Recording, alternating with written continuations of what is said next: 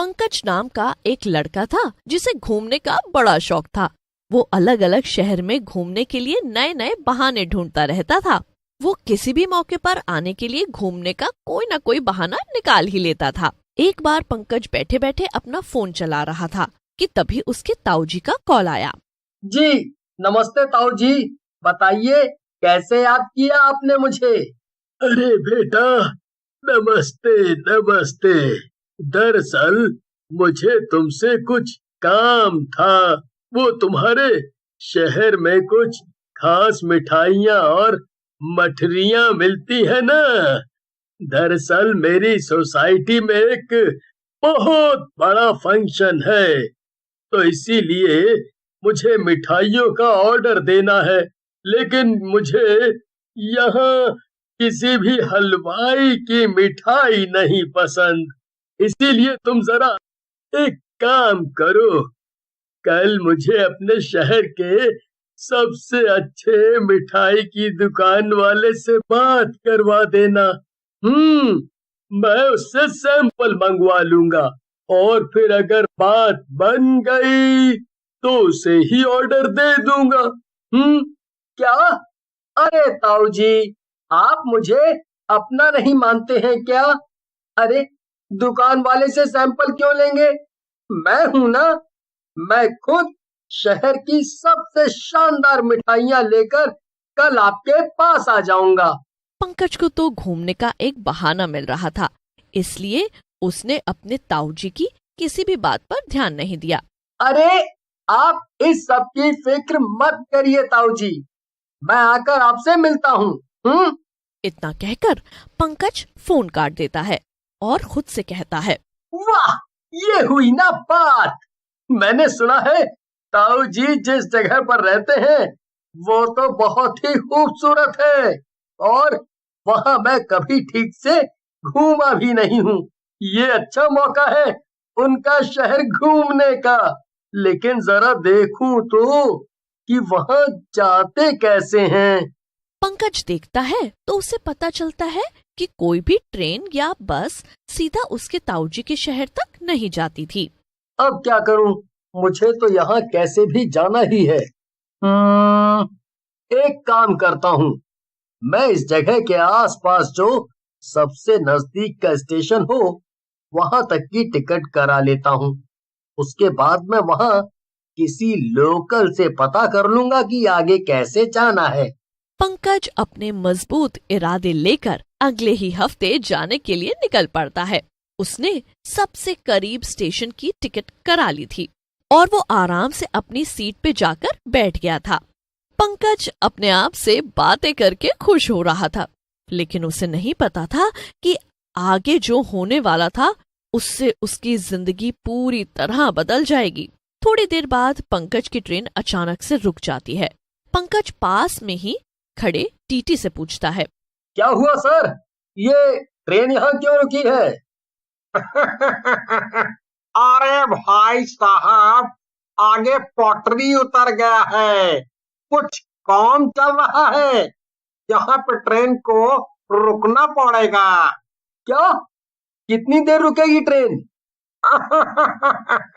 जहाँ तक हमको लगता है कम से कम 5-6 घंटे तो आराम से लगेंगे।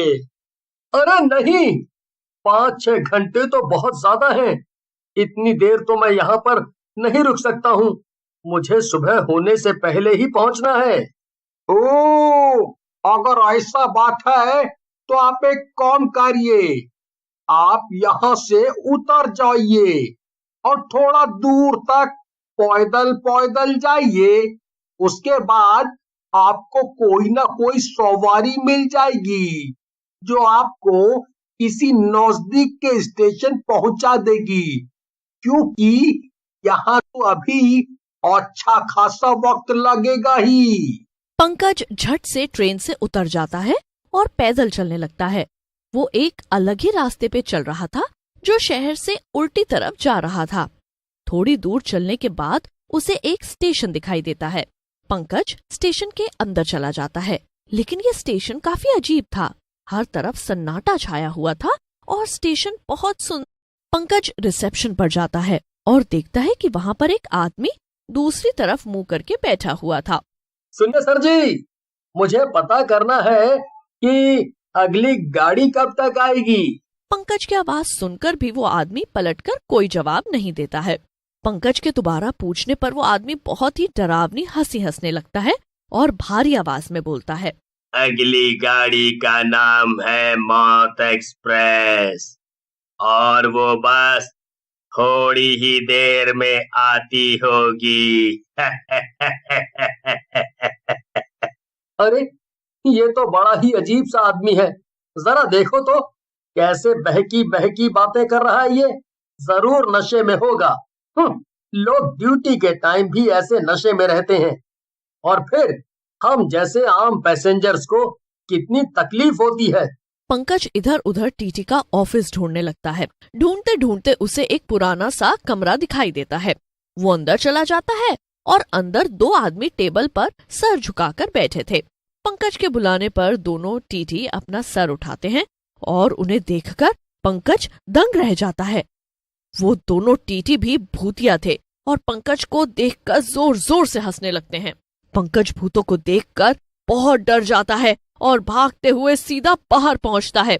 सामने उसे एक दुकान नजर आती है। वो हांफते हांफते दुकान पर जाकर खड़ा होता है और कहता है,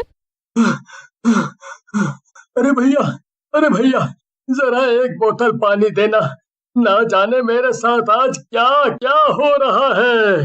जी जरूर। वो आदमी पंकज को एक बोतल देता है, लेकिन उसमें पानी की जगह खून भरा हुआ था। पंकज देखता है कि वो आदमी भी भूत था। पंकज वहां से भी भागने लगता है और आखिर में थककर प्लेटफॉर्म के फर्श पर ही बैठ जाता है। पंकज खुद से बातें कर ही रहा था, तभी उसे ट्रेन का हॉर्न सुनाई देता है। पंकज भागता हुआ प्लेटफॉर्म के पास जाता है और ट्रेन देखकर बहुत खुश हो जाता है, लेकिन ट्रेन उस स्टेशन पर रुकती ही नहीं है। पंकज चीखता चिल्लाता रहता है, लेकिन ट्रेन नहीं रुकती। ऐसा लग रहा था मानो ट्रेन के अंदर बैठे किसी भी इंसान को पंकज नजर ही नहीं आ रहा था। देखते ही देखते ट्रेन स्टेशन से चली जाती है। पंकज फिर से मायूस होकर वहीं खड़ा रह जाता है। पंकज उदास होकर वहीं प्लेटफॉर्म पर बैठ जाता है। तभी उसके पास एक छोटा बच्चा आता है। उसके हाथ में चाय बेचने का सामान था। असल में वो बच्चा भी भूतिया ही था, लेकिन वो पंकज को डराता नहीं है। हाँ, मैं भी भूत हूँ, लेकिन मैं आपको कोई भी नुकसान नहीं पहुँचाऊंगा। दरअसल मैं भी आप ही की तरह यहाँ पर गलती से आ गया था और फिर इन भूतों ने मिलकर मुझे मार दिया। अब मैं आपकी तकलीफ समझ सकता हूँ। तो क्या मैं यहाँ से बचकर जा सकता हूँ? नहीं, ये भूत आपको सीधे रास्ते से कभी बाहर नहीं जाने देंगे, लेकिन एक रास्ता है।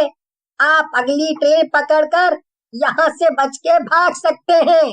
जो भी ट्रेन यहाँ से गुजरती है उसे आप तो क्या, ये पूरा का पूरा स्टेशन ही नजर नहीं आता है, इसीलिए कोई भी ट्रेन यहाँ रुकती नहीं है। तो फिर मैं क्या करूं? कैसे खुद को बचाऊं? अभी आप जिस भूतिया टीटी के कमरे में गए थे ना, उसी के बगल में एक और कमरा है। वहाँ पर इस स्टेशन का बोर्ड रखा हुआ है। यहाँ कोई श्राप है जिसकी वजह से स्टेशन किसी को नजर नहीं आता है। अगर आप जाकर वो बोर्ड ले आएंगे और उसे यहाँ लगा देंगे तो अगली ट्रेन आने पर सबको ये स्टेशन नजर आएगा, तभी आप मदद मांग सकते हैं।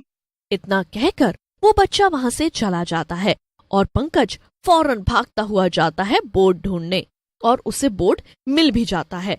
बोर्ड पे स्टेशन का नाम लिखा हुआ था।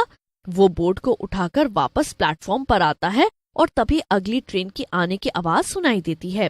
पंकज बोर्ड पकड़कर खड़ा था और तभी ट्रेन स्टेशन पर आकर रुक गई, लेकिन पंकज बिना किसी भूत के हाथ आए ट्रेन पर चढ़ जाता है और ट्रेन चल पड़ती है।